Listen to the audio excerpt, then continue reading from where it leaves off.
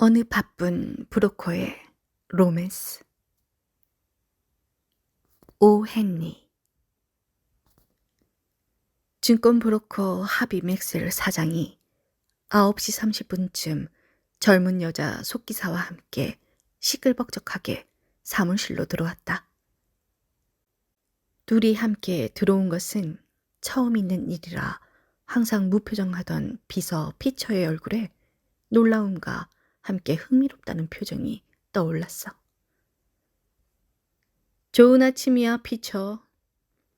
맥스웰이 아침 인사를 던졌어. 그런 다음 의자 뺏기 놀이를 하듯 자신의 책상을 향해 내달리더니 의자 위로 털썩 몸을 던졌어. 그러고는 1분 정도 숨을 고르며 가만히 앉아 있다가 갑자기 그를 기다리고 있던 산더미 같은 편지와 서류 속에 얼굴을 파묻었어. 맥스웰과 함께 들어온 젊은 여자는 지난 1년간 맥스웰의 속기사로 일해왔어. 그녀는 매우 아름다웠어. 도무지 속기사로 보이지 않을 만큼 아름다웠지. 그녀의 머리 모양은 항상 소박하고 단정했어. 목걸이나 팔찌, 가슴에 다는 브로치 같은 것도 하지 않았어. 언제든 점심 식사에 초대만 해주시면 응하겠다는 식의 비굴하고 애처로운 애교 같은 것도 없었어. 옷은 장식 없는 회색이지만 그런 그녀에게 썩 잘 어울렸어. 검은 모자에는 작은 앵무새 깃털이 살짝 꽂혀 있었어. 항상 그녀의 모습은 이렇게 은은했어. 하지만 그날은 이상하게 보통 때보다 더 은은하게 빛나 보였어. 눈은 꿈꾸는 듯 부드럽게 빛났고 볼은 홍조를 띠고 있었으며 매우 행복한 표정이었어. 피처는 그녀를 바라보았어. 무슨 좋은 일이 있나? 하는 궁금증이 일었어. 그러고 보니 그녀의 행동도 보통 때와는 달랐어. 그녀는 자신이 일하는 방으로 곧장 들어가는 대신 뭔가를 기다리는 듯이 사장실 근처에 서 있었어. 그러다가 한 번은 맥스웰 사장의 책상 앞까지 가기도 했어. 하지만 사장은 다른 이의 그런 섬세한 감정까지 눈치챌 수가 없었어. 왜냐하면 그 책상 앞에 앉아 있는 것은 이제 더 이상 사람이 아니기 때문이야. 그것은 무섭게 돌아가는 톱니바퀴나 태엽 또는 초강력 건전지로 움직이는 사람 모양의 기계인 뉴욕의 증권 브로커이기 때문이야. 서류 하나를 끝내고 다른 것으로 옮겨가다가 그제야 속기사를 본 사장이 날카롭게 물었어. 뭐야? 무슨 일이야? 책상 위에는 서류들이 여기저기 눈처럼 덮여 있었어. 인간성이 사라지고 없는 차가운 잿빛 눈이 짜증스럽다는 듯이 그녀를 올려다보았어. 아무것도 아니에요. 속기사는 작은 목소리로 대답하고는 책상에서 물러났어. 그러고는 피처에게로 와서 물었어. 피처 씨, 사장님이 속기사 채용에 대해 뭐라 말씀하셨나요? 네, 있었습니다. 어제 새로운 속기사를 채용하라고 말씀하시더군요. 오전에 몇 명이 면접을 보러 올 거예요. 그런데 9시 45분이나 되었는데 아무도 안 나타나네요. 그럼 저는 제 자리로 가서 일하겠습니다. 새로운 분이 오실 때까지만요. 그러고는 곧장 자기 책상으로 가서 여느 때처럼 앵무새 깃털로 장식한 작은 모자를 벗어 자리 옆에 옷걸이에 걸어두고는 일을 시작했어. 일이 한창 바쁠 때 증권 브로커가 정신을 못 차리는 광경을 본 적이 없는 사람은 인류학을 전공하기에 적당하지 않아. 어떤 시인이 빛나는 인생의 현기증, 나는 한때에 대해 노래한 적이 있었는데 브로커의 한때는 현기증이 날 뿐만 아니라 1분 1초가 모두 앞뒤 순간구까지 콩나물 시루가 된 만원 전차 안에서 가죽 손잡이에 매달려 있는 꼴이야. 하비 맥스웰은 오늘 특히나 바빴어.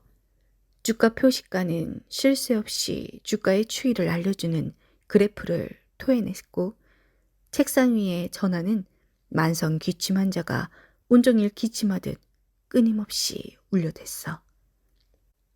한때의 사람들이 사무실로 몰려들어와서는 기쁜 듯 흥분한 듯 화가 난 듯 난간 저편에서 맹렬하게 맥스웰을 불러댔어. 사원들은 편지와 전보를 손에 움켜쥐고 여기저기 뛰어다녔어. 사무실은 거센 파도를 만난 배처럼 정신없이 분주했어. 폭풍이나 화산, 해일, 산사태 같은 재해는 자연에서만 일어나는 게 아니었어. 증권 브로커의 사무실에도 일어나는 일이었어. 맥스웰은 의자를 벽 쪽으로 밀어버렸어. 그러고는 팔을 걷어붙이고는 이 기계에서 저 책상으로, 문에서 비서에게로, 전화통에서 쓰레기통으로 뛰어다녔어. 그 모습은 무용수가 무용을 하는 것처럼 보였어. 그러던 그가 무엇인가에 방해를 받은 듯 우뚝 섰어. 처음 그의 눈에 들어온 것은 한 뭉치의 금발이었어. 사자의 갈기처럼 부풀린 금빛 머리칼 한 귀퉁이에는 앙증맞은 모자가 뒤로 젖혀진 채 달랑 얹혀 있었어. 가짜 바다표범 무늬의 코트를 걸친 어떤 여자였어. 그녀의 알록달록한 커다란 구슬목걸이는 목을 여러 번 칭칭 감았다가 가슴을 거쳐 바닥까지 닿을 정도로 길었어. 피처가 얼른 다가와 설명하기 시작했어. 이분은 세속기사 채용 면접을 보기 위해 오신 분입니다. 두 손에 서류를 잔뜩 움켜쥔 맥스웰이 상체만 피처 쪽으로 반쯤 돌렸어. 속기사?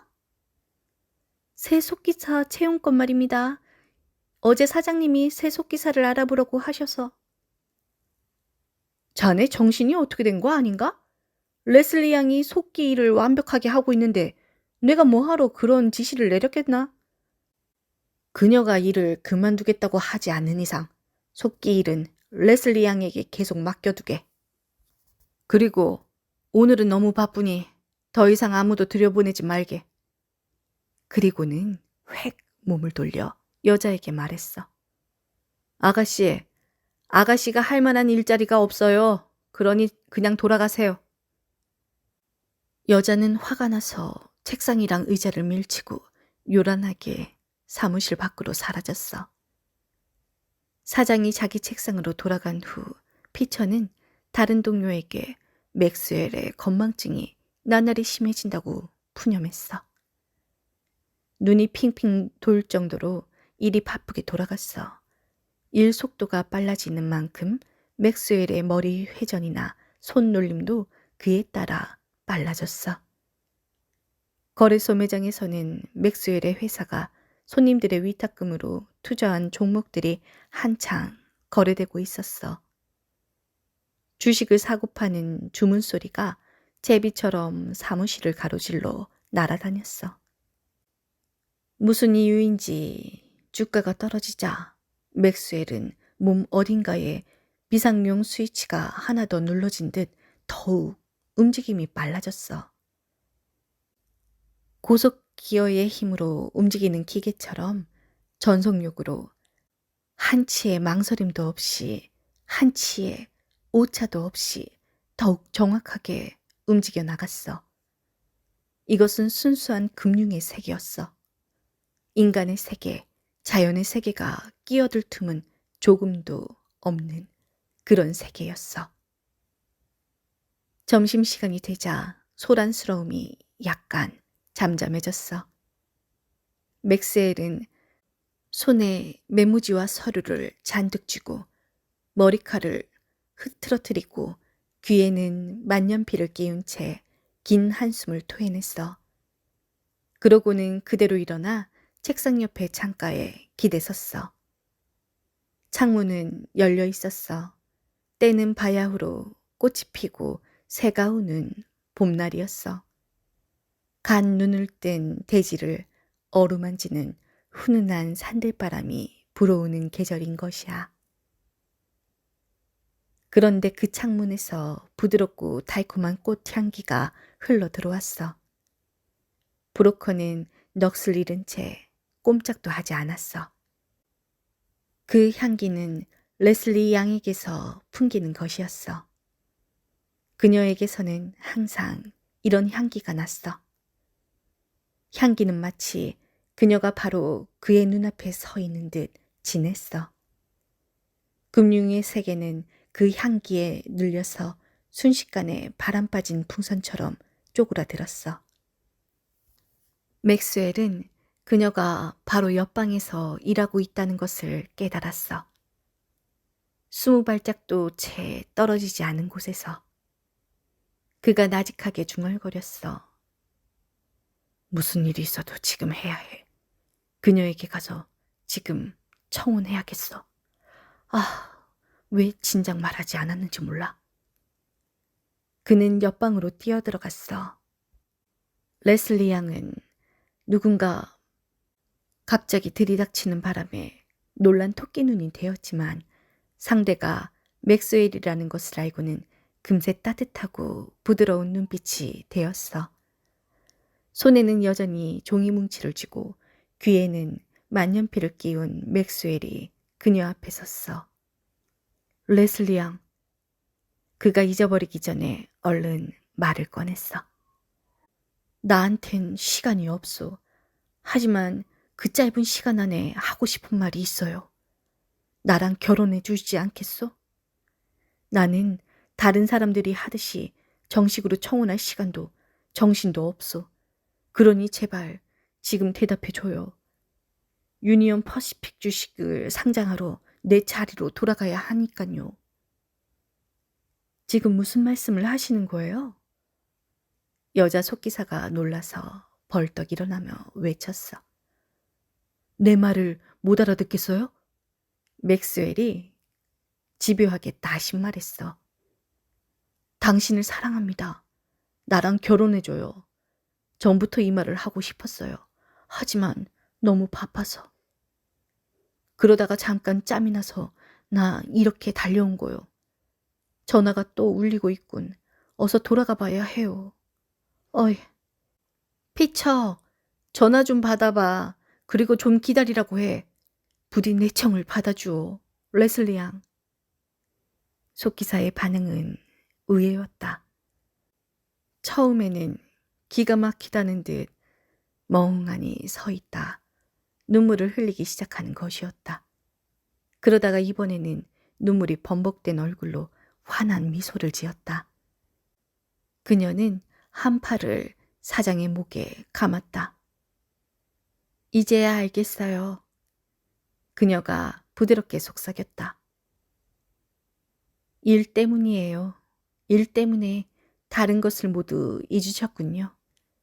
처음에는 깜짝 놀랐어요, 하비. 우린 어제 저녁 8시에 근처 작은 교회에서 결혼했잖아요.